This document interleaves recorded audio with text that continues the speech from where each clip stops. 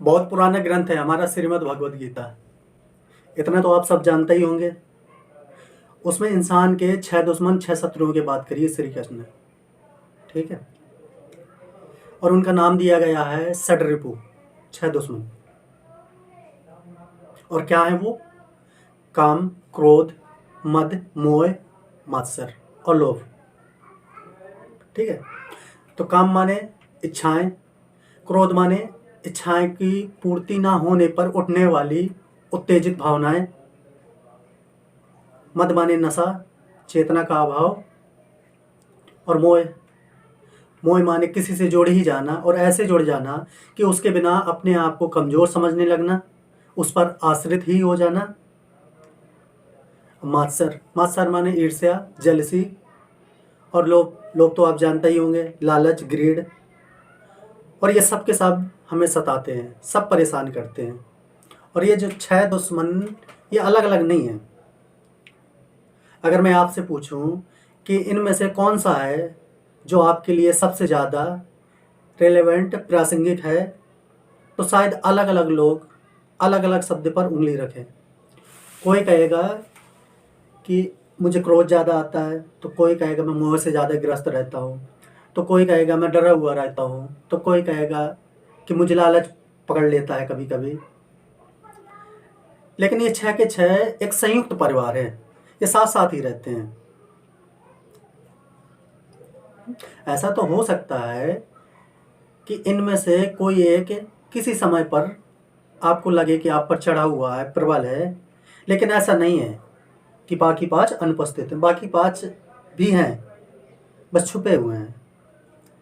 बाकी 5 भी हैं, बस छुपे हुए हैं।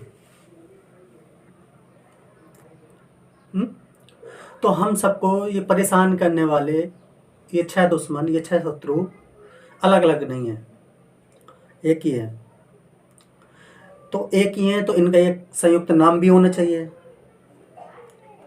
साझा नाम भी होना चाहिए। तो उनका एक ये जो साझा नाम है वो है अहम, मैं भावना है। अगर हम जब कहें कि मैं इस चीज़ से परेशान हूँ, मैं उस चीज़ से परेशान हूँ, मुझे ये चीज़ पकड़े हुए है, तो इस परेशानी का एक त्वरित इलाज मिल सकता है अगर हम जरा सा रुक करके, ठहर करके ये पूछ लें कि कौन है जो परेशान है, कौन परेशान है, और जो परेशान है उसका क्या छिन जाने वाला है। और जिस चीज़ के लिए परेशान है, मान लो पाने के लिए, तो उसको क्या मिल जाने वाला है।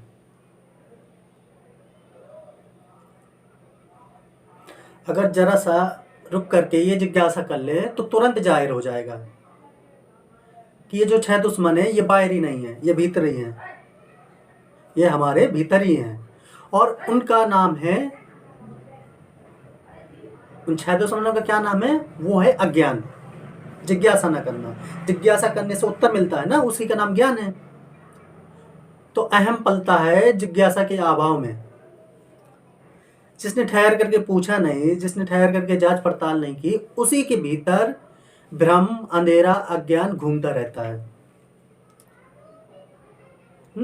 और जिसने ठहर करके जांच पड़ताल कर ली तो वो पाता है कि डर हो, तनाव हो, लालच हो, ये तत्काल कम हो गए, मिट नहीं जाएंगे। मिटने के लिए लंबी साधना करनी पड़ती है, कम तुरंत हो जाएंगे। और अगर यही सवाल न पूछो तो आदमी अपने ही विकारों के हाथे कठपुतली बना रहता है। परेशानी का कोई अंत नहीं, कोई कितना भी परेशान हो सकता है। आदमी ने जैसे जैसे तरक्की की है, आर्थिक तौर पे, तकनीकी तौर पे, वैज्ञानिक तौर पर ज्ञान की क्रांति हुई है, सूचना की क्रांति हुई है, वैसे वैसे आदमी का तनाव भी जबरदस्त रूप से बढ़ा है। आम आदमी का जितना तनाव आज से 50 वर्ष पहले हुआ करता था, उससे कई गुना तनाव आज ज़्यादा है। जनसंख्या का जितना अनुपात आज से 50 वर्ष पहले मनरोगी था, डिप्रेशन या अवसाद या अन्य मनरोगी की चपेट में था, उससे कई गुना अनुपात आज मनरोगी हो चुका है। कारण स्पष्ट है। कारण है कि बाहर इतना ज़्यादा देखने लग गए हैं, बाहर इतनी ज़्यादा चीज़ें बढ़ गई हैं, बाहर उलझने के तरीके, बाहर उलझने के विषय इतने ज़्यादा बढ़ गए हैं कि भीतर जिज्ञासा करने को हमको वक्त ही नहीं मिलता। हम 5 सेकंड को रुक करके ये भी नहीं पूछ पाते कि कौन परेशान है, उसे किसने परेशान होना सिखाया है। हम परेशानी के चक्र में रहते हैं। हम ये नहीं पूछते कि जिसकी खातिर परेशान है वो इतना कीमती कैसे हो गया, और अगर वो इतना कीमती है तो उसे खोकर मेरा ठीक ठीक क्या मिट जाना है। नहीं हुआ काम तो क्या चला जाएगा, और अगर हो भी गया तो क्या मिल जाएगा। कुछ तो मिलता होगा, मैं इनकार नहीं कर रहा हूँ, कुछ खोता भी होगा, पर जो मिलता है जो खोता है क्या वाकई इतना बड़ा है कि उसकी खातिर अपना चैन गंवा दे, ये पूछना जरूरी है ना।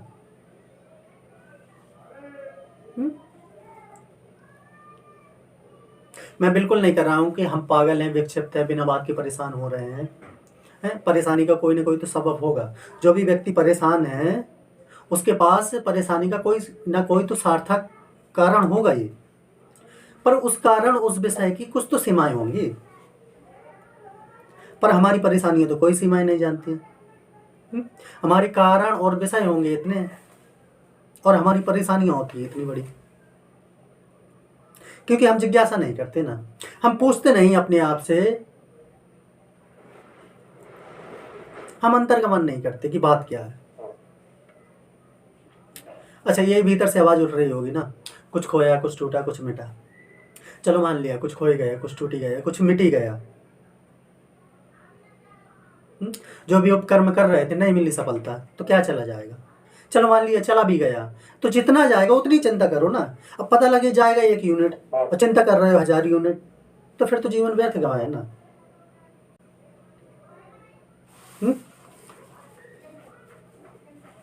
अच्छा, हम सबसे ज़्यादा किन चीज़ों की खोने की परवाह करते हैं? मान सम्मान, रिश्ते, पैसा, पूंजी, इन्हीं चीज़ों की सबसे ज़्यादा परवाह करते हैं ना। जो हमारा कीमती संसाधन है हम उसकी तो कम ही परवाह करते हैं। थोड़ा ताज्जुब होगा, पर मैं आपसे पूछ रहा हूँ, हमारा एक इंसान का सबसे कीमती संसाधन क्या है?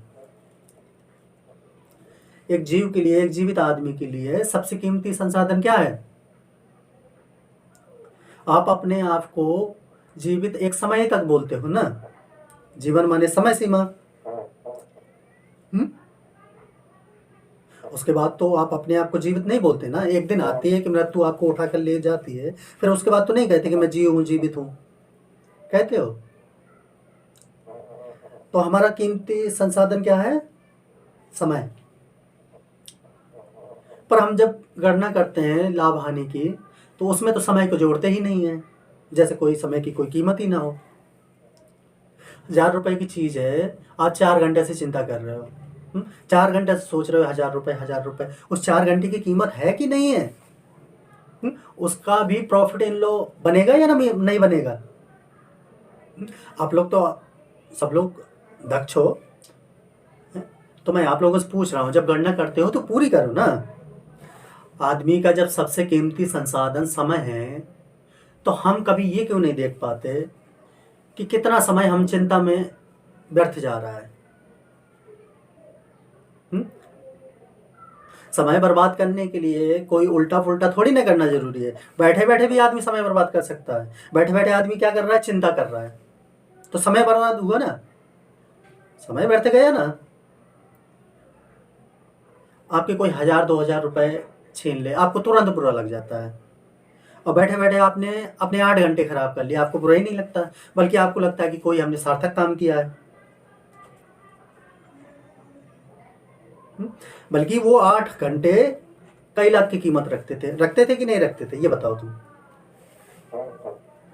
हमारा समय मुफ्त का है क्या? हमारा समय यूं ही है क्या? नहीं है ना। तो फिर उस समय का ख्याल करिए ना। आत्म जिज्ञासा के अभाव में आदमी अपना सबसे कीमती संसाधन, बल्कि अपना जीवन ही खोता चलता है। चिंता कर करके अगर कुछ मिल भी गया तो उसकी कीमत क्या, और जो मिला उसकी खातिर जो चीज गंवाई उसकी कीमत क्या। अध्यात्म ये नहीं कहता कि पाओ मत, कमाओ मत। अध्यात्म का मतलब है कि हिसाब किताब करते ही हो, गणित गणना करते ही हो, तो पूरी करो ना भाई। अध्यात्म का मतलब पूर्णता है। अध्यात्म की गणना होगी तो पूरी पूरी होगी कि पाया क्या और लगाया क्या।